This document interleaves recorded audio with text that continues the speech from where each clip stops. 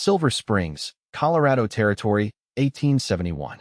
The mining town bustled with the promise of silver and the desperation of men seeking fortune in the untamed West. For 25-year-old August Warren, the frontier had taught him one immutable truth: love was a luxury men like him couldn't afford. The son of a failed prospector who died chasing dreams, August had learned early that attachment only led to heartbreak when the harsh realities of frontier life inevitably tore people apart. "Another letter for Miss Lowell," the postmaster announced, sliding the envelope across the counter. August, waiting to collect mail for the Circle W ranch where he worked as a ranch hand, observed the young woman's face fall slightly as she accepted the envelope. Something in her hesitation caught his attention. He'd seen her around town these past 3 months since she'd arrived to teach at the newly established schoolhouse, but they'd never exchanged more than passing nods. Willow Lowell, 20 years old with honey blonde hair tucked neatly beneath her modest bonnet, was everything August avoided, a reminder of civilization, of permanence, of things a drifting cowboy had no business wanting. Her blue calico dress, though simple, was pressed and proper, marking her as educated and refined. Too refined for a man who spent most nights beneath the stars with only his horse for company. "Thank you, Mr. Patterson," she said, tucking the letter into her satchel before turning to leave. August collected the ranch correspondence and followed her out into the spring sunshine. He hadn't meant to watch her so closely, but something in her expression had seemed troubled. When she stumbled slightly on the boardwalk, dropping her satchel and spilling its contents, he was beside her in an instant. "Allow me, miss," he said, kneeling to gather her scattered belongings, a primer book, some papers, and the letter that had fallen open. She snatched the letter quickly, but not before August noticed the elegant handwriting covering the page. What caught his eye, though, was her expression, a mixture of embarrassment and frustration as she stared at the words. "Thank you, Mr. Warren. August Warren. I work over at Circle W." He handed her the remaining items, noting how she clutched the letter with uncertain fingers. "Willow Lowell. I'm the schoolteacher." She hesitated, then seemed to make a decision. "Mr. Warren, might I impose on you for a moment of your time? I find myself in need of assistance." August shifted uncomfortably. Getting involved with the town's schoolteacher wasn't in his plans. His life was ordered around cattle drives and seasonal work, not putting down roots or forming attachments that would only cause pain when the time came to move on. Still, something in her clear blue eyes made refusal impossible. "Of course, Miss Lowell." They walked to a bench outside the general store, and Willow hesitated before speaking. "This is difficult to admit to a stranger, but circumstances leave me little choice. She lowered her voice. "I cannot read these letters." August's surprise must have shown on his face. "No, it's not what you think," she said quickly. "I can read quite well. I'm a teacher, after all. But these letters," she held up the envelope, "they're from my cousin in Boston, written in French. Our grandmother was French, and Charlotte insists on writing to me this way, claiming it will help me learn. But my French is rudimentary at best. And you need someone to translate," August concluded. "Yes, I've been too embarrassed to ask anyone in town. A schoolteacher who cannot read her own correspondence." She smiled ruefully. "But I saw how you looked at the letter. Do you read French, Mr. Warren?" August nodded slowly. "My mother was from New Orleans. She insisted I learn." The revelation surprised even him. He rarely spoke of his mother, who had followed his father west only to die of fever when August was 14. The languages she'd taught him, French and Spanish, had proven useful on the frontier, but they were also painful reminders of what he'd lost. "Would you consider reading it to me? I would compensate you for your time, of course." "No need for payment," August replied, surprising himself again. "But wouldn't you prefer a woman's assistance for something so personal?" Willow's cheeks colored slightly. "Charlotte's letters are filled with society gossip and family news. Nothing improper, I assure you."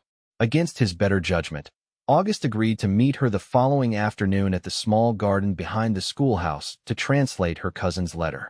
As he rode back to the ranch, August chided himself for the arrangement. Getting involved with the schoolteacher, even in this innocent capacity, went against everything he believed about survival on the frontier. Attachments were dangerous. They made you vulnerable. And yet, he couldn't forget the grateful smile that had transformed Willow Lowell's face from pretty to radiant. The next afternoon found August at the schoolhouse garden, hat in hand, wondering what madness had brought him there. Willow emerged from the small building, having dismissed her students for the day. She carried a small basket and the letter. "Thank you for coming, Mr. Warren," she said, gesturing to a bench beneath an apple tree. "I've brought some lemonade, if you'd like." August translated the letter, which was indeed full of Boston gossip and family news. Willow listened intently, occasionally asking him to explain certain phrases. As the translation progressed, August found himself enjoying her expressions, surprise, amusement, and occasional confusion at her cousin's stories. "Your French is excellent," she commented as he finished. "You speak it like a native." "My mother would be pleased to hear that," he said, the words bringing an unexpected pang of grief. "She always feared I'd forget." "And have you? Forgotten her, I mean?" The question caught him off guard. "No," he admitted. "But remembering comes with its own pain." Willow nodded, understanding in her eyes. "I lost my parents to influenza 2 years ago. That's partly why I came west, to outrun the memories." She smiled sadly. "But they followed me anyway." In that moment, August recognized something in Willow that mirrored his own experience. The understanding that the frontier, for all its promise of new beginnings, couldn't erase the past. It was the first crack in his belief that he was fundamentally alone in his experiences. "Will you tell me about your mother?" Willow asked gently.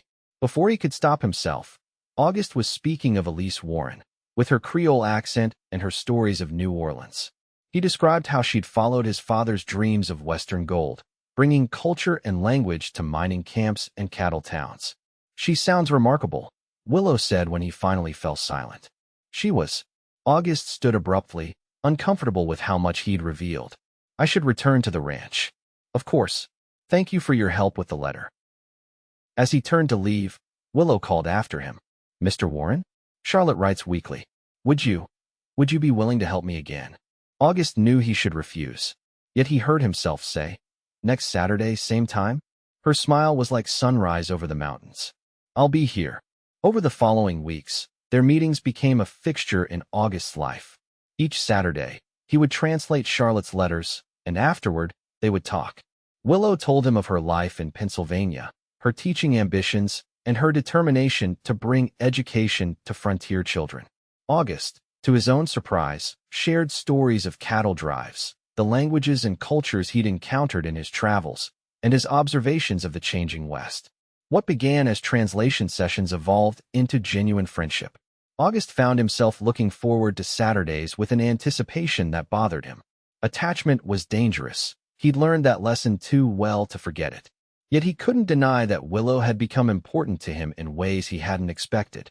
One Saturday in late May, August arrived at the schoolhouse to find Willow in distress. "The school board is threatening to close the school," she explained, her voice tight with emotion. "They claim there aren't enough students to justify keeping it open through summer." "What will you do?" "Fight for it," she said with determination. "These children need education, especially during summer when many can't attend due to spring planting and fall harvest obligations. I just need to prove the value to the community." Without thinking, August offered, "I could teach a special class on frontier languages, Spanish and French. Practical phrases for trading. Might draw more students. Show the board the school offers unique value." Willow's face lit up. "Would you really? That would be wonderful." And so, in addition to their Saturday meetings, August began teaching twice-weekly evening classes at the schoolhouse.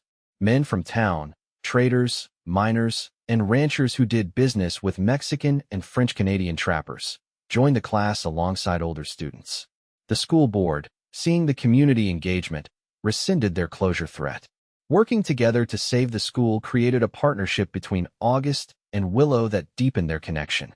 August found himself lingering after his classes, helping Willow prepare lessons or simply talking late into the evening.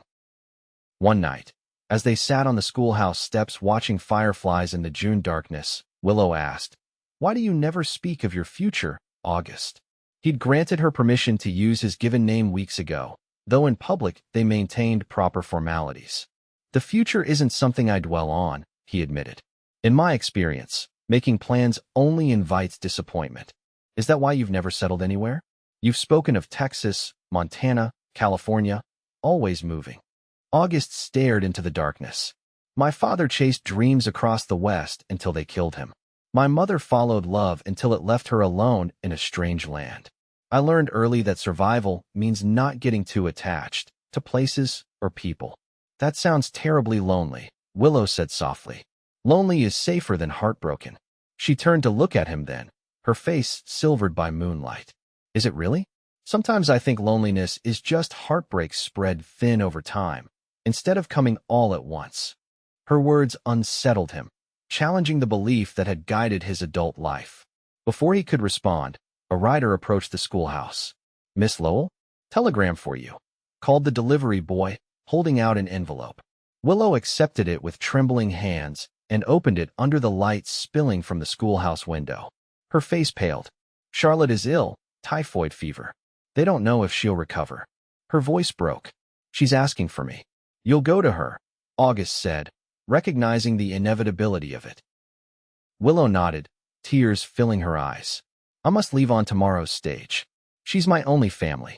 August felt a cold weight settle in his chest. This was why attachments were dangerous. People always left eventually, by choice or circumstance. Yet the pain in Willow's eyes sparked something protective in him. I'll help you make arrangements, he said, pushing away his own complicated feelings. The next morning, August accompanied Willow to the stagecoach. She'd arranged for a substitute teacher and packed her essential belongings, uncertain when she might return. The journey to Boston will take weeks, she said, standing beside the waiting coach. I'll write when I arrive.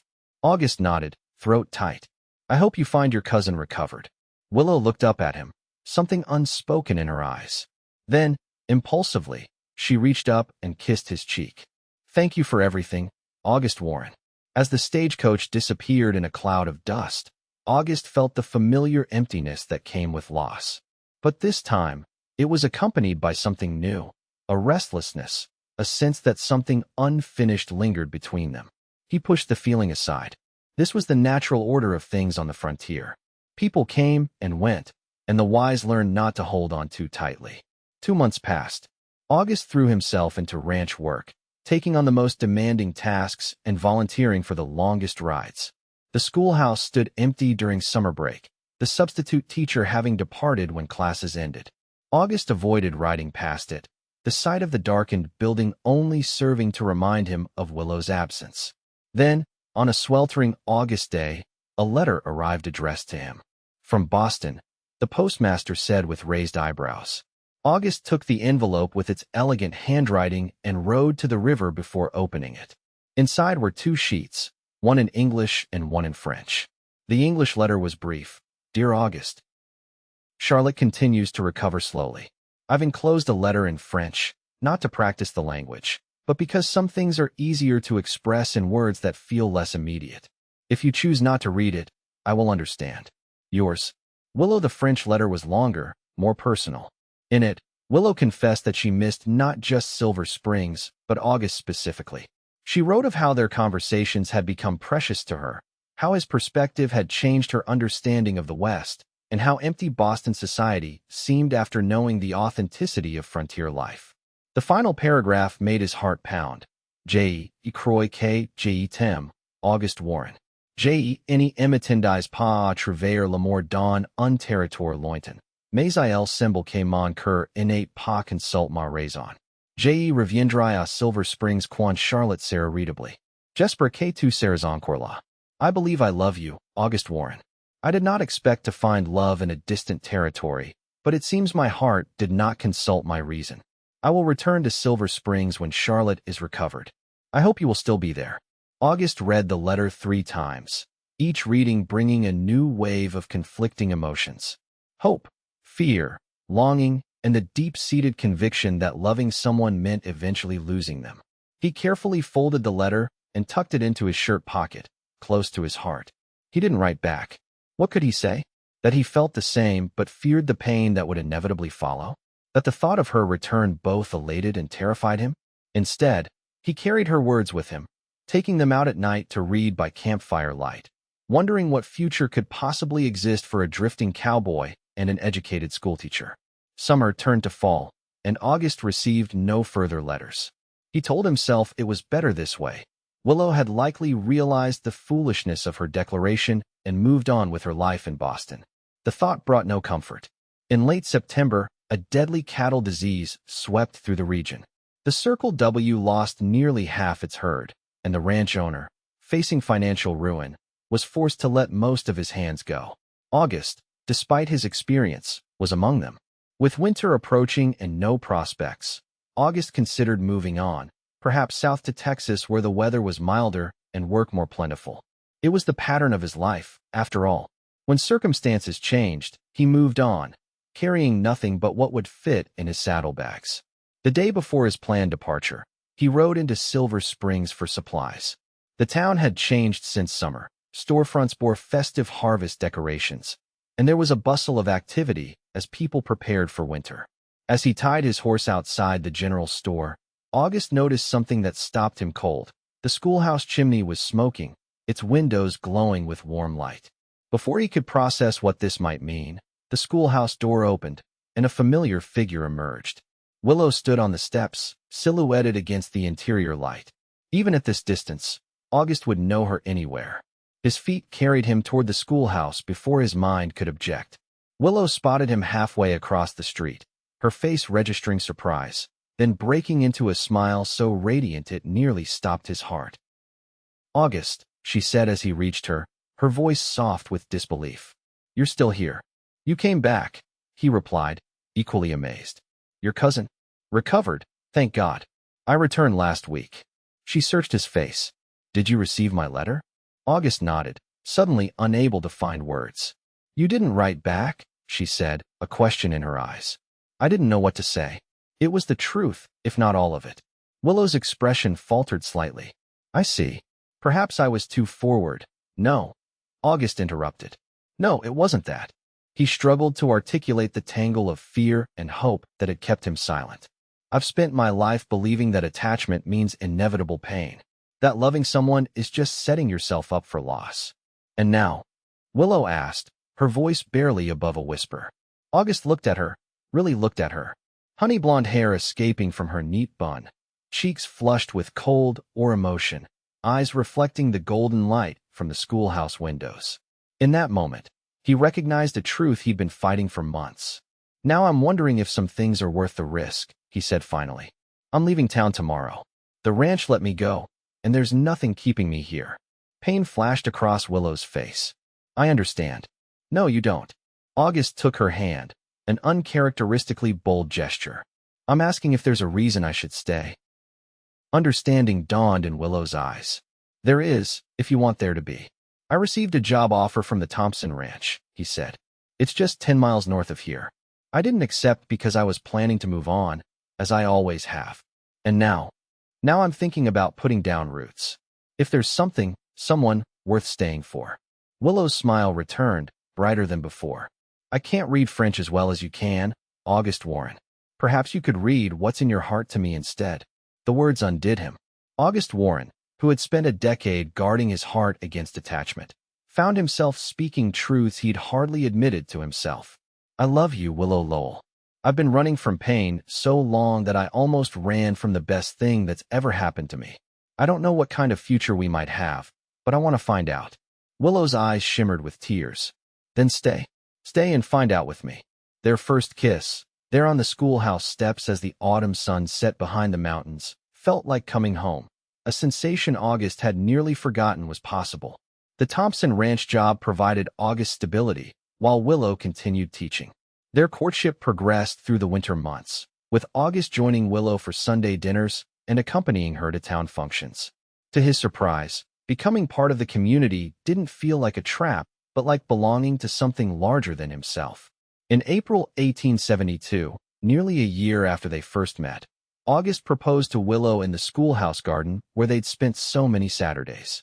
He'd saved carefully to buy her a modest ring, and when she accepted with joyful tears, August felt the final piece of his old belief system crumble away.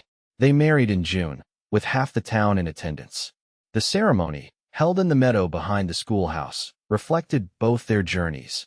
August's mother's Bible provided the readings, while Willow's students sang songs they'd practiced for weeks.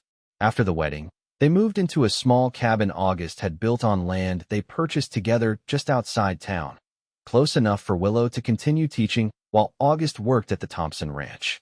It wasn't grand, but it was theirs, built with the understanding that home wasn't just a place but the people you chose to love. One evening that fall, as they sat on their porch watching the sunset paint the mountains gold and crimson, Willow handed August an envelope. "Another letter from Charlotte?" he asked. Willow shook her head, smiling mysteriously. "It's from me to you." Puzzled, August opened it to find a letter written in careful French. As he read, his expression shifted from confusion to wonder. "Are you certain?" he asked, looking up at her with hope and disbelief. Willow nodded, her hand drifting to her still flat stomach. "The doctor confirmed it yesterday. We'll welcome our child in spring." August pulled her into his arms, overwhelmed by a joy he once would have feared. "I spent so long believing that love was too dangerous to risk," he murmured against her hair. "I nearly missed this, you, our home, our future child." "And now?" Willow asked, echoing the question she'd posed on the schoolhouse steps nearly a year ago. August looked at the home they'd built together, both the physical structure and the life they were creating. The sun sank below the mountain peaks, but unlike in his solitary past, the coming darkness held no dread, only the promise of tomorrow. "Now I know that love isn't just worth the risk," he said, placing his hand over hers. "It's the only thing that makes the risk of living worthwhile." As the first stars appeared above their frontier home, August Warren, who had once believed himself destined for a life of solitary wandering, thanked whatever fate or providence had brought him to that post office on the day Willow Lowell couldn't read her letter. In choosing to open his heart instead of running from pain, he'd found not just love but a home that would weather whatever the frontier might bring. Together,